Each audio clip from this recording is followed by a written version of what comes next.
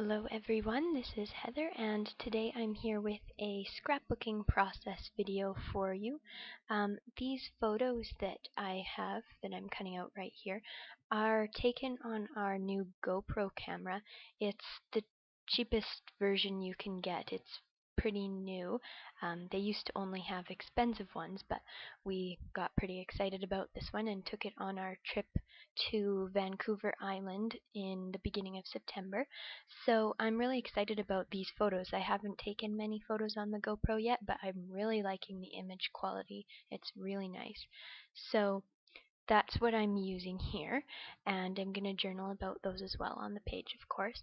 And this background paper that I have, the blue feather paper, I designed this, and there is a free printable on my blog, not of this particular paper, but of a chalkboard version of this paper, which if you had watched my Just Print It series, you would have seen a few weeks ago on the blog, but I'll link to that below. But this paper, the blue ombre version, isn't available right now. I'm just using it to test it out because I'm trying to start designing some products, which I'm really excited about. I'm not manufacturing them or anything as of right now. I might put them for sale up on my website somehow, although I have to figure out the logistics of how to do that, so it might be kind of a process, but let me know if that's something you'd be interested in purchasing, or if you have any other product ideas for me. I'm good with Photoshop, and I really enjoy working on those types of things, so it's something pretty new and exciting to me. So anyways, these papers here I'm using are pretty old, the polka dot and the grid paper. The grid, I believe, is basic gray. It's actually literally quite old, like probably over 5 years old. Oh, more than that actually. And I cut off the brand new strip, so unfortunately I'm not sure what it is, so sorry about that. Same with the polka dot, but it's pretty old too. So you could find contemporary substitutions for these, I'm sure, if you wanted to scrap lift this or anything. So I just distressed the edges with my Tim Holtz Edge Distressor, and now I'm inking all the edges of all my papers using my favorite vintage photo ink and the ink blending tool.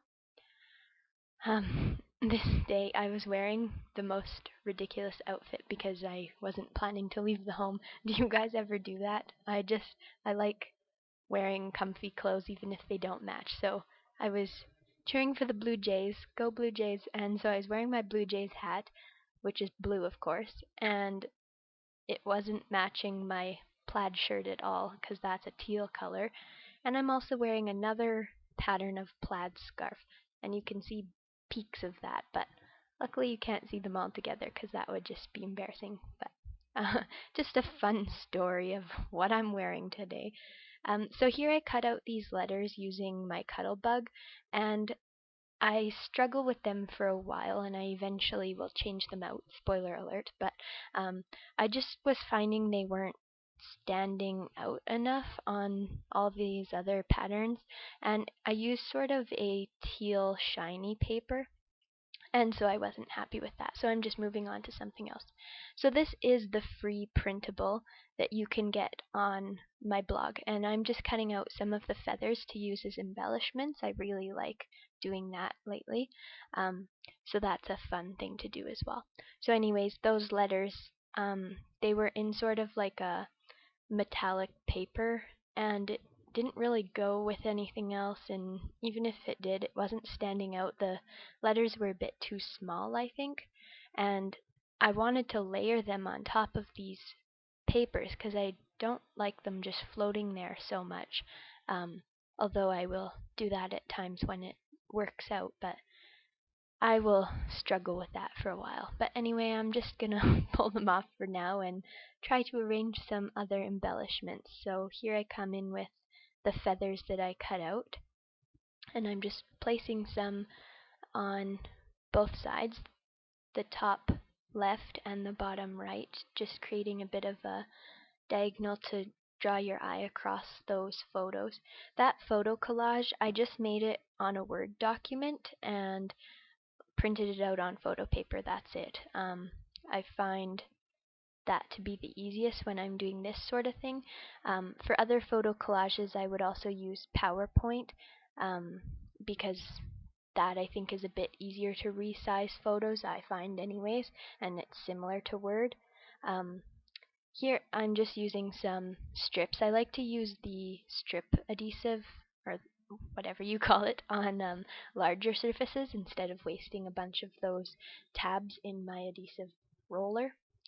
Um, so, as I was saying about photo collages, if you happen to have the Adobe Creative Suite programs and you don't mind paying for them, I think they're about $10 American per month for each program that you get.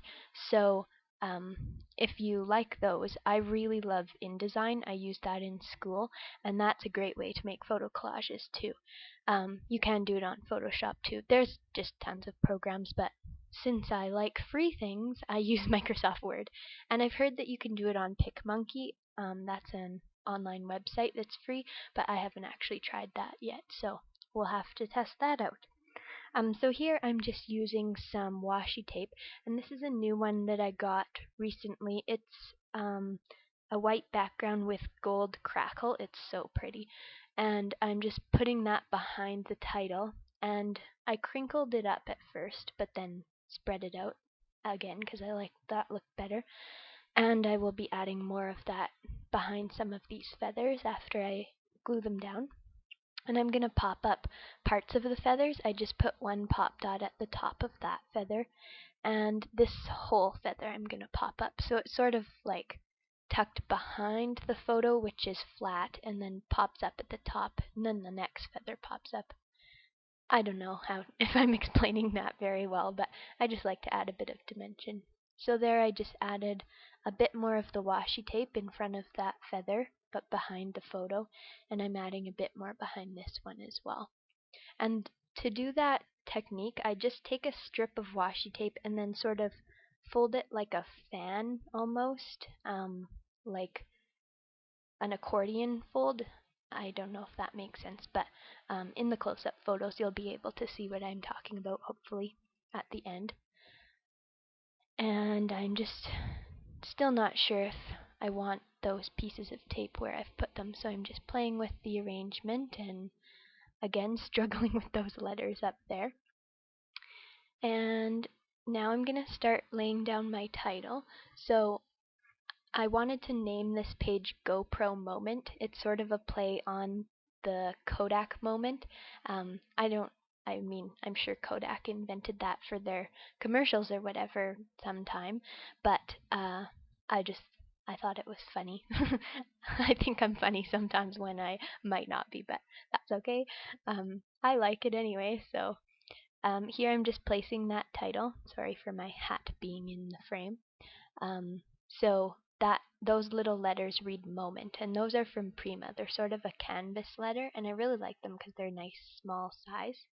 So here I pulled out some foam letters, and I don't know if these are thickers. I lost the label for them. Sorry about that, but they are like a fun foam sort of material, and I used my gelatos on them, which you'll see coming up, but that was really fun. And this font I just like way better because the G and the P hang down over that photo. Oh, here, I'm using the white gelato on top, which I think is actually called coconut.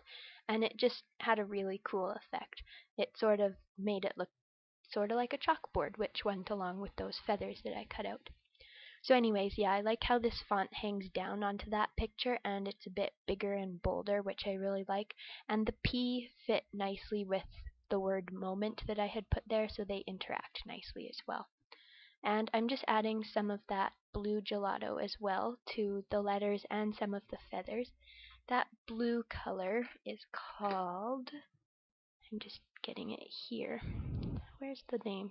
Oh, it's just called Aqua. Or I don't know. It's spelled ACQUA, so I don't know what that means, but that's the color anyways. So now I'm just using some of these camera wood veneers, and I'm using glossy accents to adhere them down because I like the fine point tip that it gives me, and I don't have a fine point on any of my other glues. That's the main reason I use it. Also, it dries really fast, so I like it. And I'm just adding a few word stickers from this old, I believe it's 7 Gypsies sticker sheet. It's all about travel anyways. Is it 7 Gypsies? Yes, I'm pretty sure it is. Anyways, it's also quite old. I'm getting into my stash lately, so I've bought some new things, but I'm also trying to use up some old things. So I'm just arranging those word stickers on top of the feathers there. And oh, these are also some 7 Gypsy word stickers that I'm going to add. And I'm almost done this layout. It's a pretty simple one. I'm going to be adding my journaling off to the right hand side in that white space there, and that will about complete it. So I'd like to say thank you to all my new and old subscribers. I really appreciate all of you, and I appreciate your participation in the Just Print It series. That was awesome, and I really enjoyed that series. It was so fun. And if you have any requests for videos you'd like to see from me, or series ideas, or questions on anything, just leave me a comment and I will get back to you as soon as I can. I really love reading everyone's comments. They mean so much to me, and I appreciate all the kind words. Oh, and here I'm just pulling up a photo from that same day on my phone. I didn't want to open my computer and see what date it was, so I just got my phone to tell me. So anyways, with that, I will leave you, and I hope you have a wonderful rest of your week. Thanks so much for watching, and have a great day.